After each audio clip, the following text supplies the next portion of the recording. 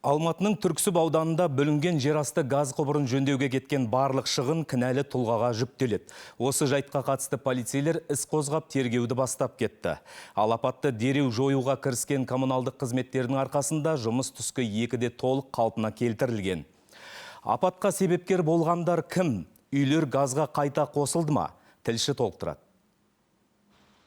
Кеше түнде ешкімнің рұқсатынсыз дәмханалардың біріне кәріз құбырын жүргізбек болған жекеменшік бригаданың кесірі тұрғындардың жылусыз қалуына себепкер болған. Өйткені олар тиісті мекемелерге ескертпестен өз беттерінше жол жабындысын тесіп, құбыр тартпақшы болғанда орта қысымды газ құбырына зақым келтірген. Я живу здесь, на этом районе. Мен келесі көшеде тұрам. Таңертеңнен бастап газ болған жоқ. Өте суық болды. Біз жылытқыштарды алып жылынуымызға тура келді. Мен кішкентай балалармен тұрам. Ал екінші үйімізде сіңілім тұрады. Оның да баласы бар.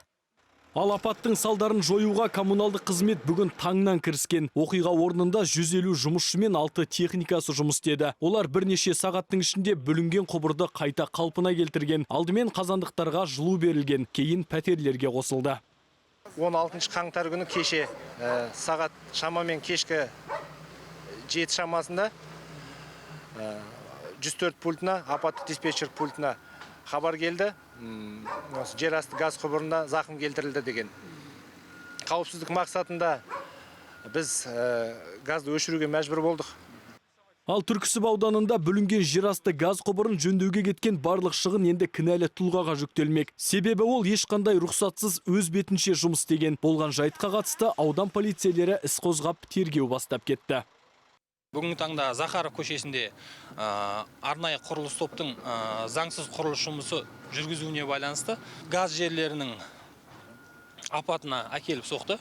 Қазір таңда аталған жайт Түрксіб ауданы полиция басқармасында тіркелген, және де апат қалпына келтіру жұмыстарына келтірілген ущерб дейді ғой. Соның бәрі сол кісілердің мойнына ілінетін болады.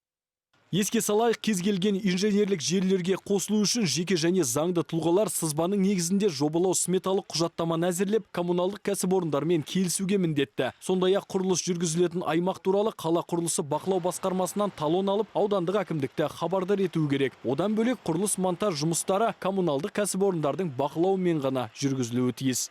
Олжас Омарбек, Әлішер Ерғалиұлы, Алматы телеарнасы.